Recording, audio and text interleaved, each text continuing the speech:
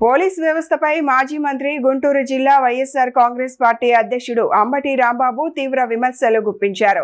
Police వ్యవస్థ రాష్ట్ర ప్రభుత్వానికి జేబు సంస్థగా మారిందని ఆరోపించారు.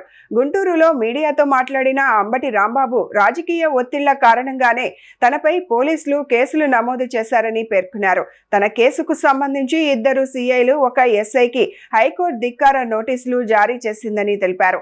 సీఐలు వంశీధర్, గంగా వెంకటేశ్వర్లు, ఎస్ఐ మధులను కేంద్ర మంత్రి పెమ్మసాని చంద్రశేఖర్ ప్రేరేపించి తనను అరెస్టు చేయించారని ఆరోపించారు.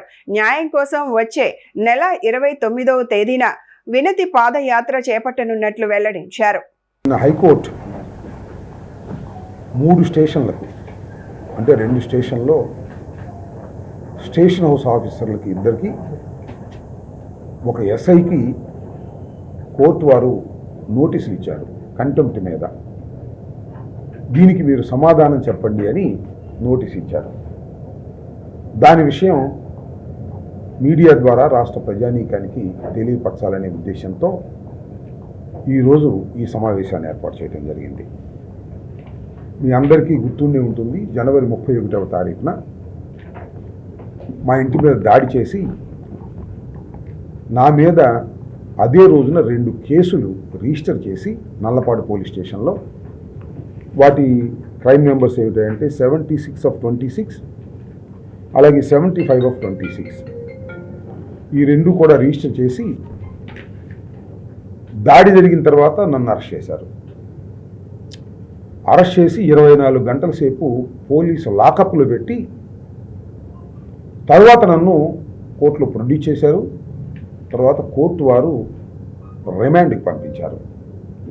ఆ తర్వాత జరిగిన పరిణామాల్లో 18 రోజుల పాటు నేను రాజమండ్రి సెంట్రల్ జైల్లో ఉండటం జరిగింది.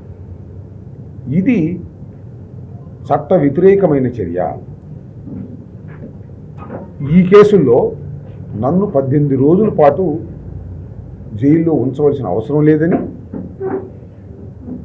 కోర్టులో ప్రొడ్యూస్ చేయవలసిన అవసరం అంతకంటే లేదని, పోలీస్ వారే ఆ పోలీస్ స్టేషన్లో నాకు నోటీస్ ఇచ్చి పంపించేయాలి అనేది చట్టం చెబుతున్నటువంటి అంశం. అది ఏమిటంటే ఈ 2 కేసులు కూడా 76 అండ్ 75, ఈ 2 పోలీస్ వారు నా మీద రిజిస్టర్ చేశారు అన్యాయంగా. అది వేరే అంశం. పొలిటికల్ ప్రెషర్ వల్ల రిజిస్టర్ చేశారు. ఈ 2 కేసుల్లో వారు రిజిస్టర్ చేసినటువంటి ఎఫ్ఐఆర్లో ఇచ్చినటువంటి కంటెంట్ ప్రకారం 7 సంవత్సరాల లోపు మాత్రమే శిక్ష పడేటటువంటి సెక్షన్లు వేశారు వాళ్ళే. హైకోర్టు వారు చాలా సందర్భాల్లో దీనిలో కోర్టు వారు హైకోర్టులో ఉన్నటువంటి చాలా జడ్జిమెంట్స్, సుప్రీంకోర్టులో ఉన్నటువంటి judgments, Harnesh Kumar versus state of Bihar అనే కేసులో చాలా స్పష్టంగా ఏం చెప్పారంటే 7 సంవత్సరాల లోపు శిక్ష పడేటటువంటి కేసులు రిజిస్టర్ అయితే వారిని అరెస్టు చూపించవలసిన అవసరం లేదు.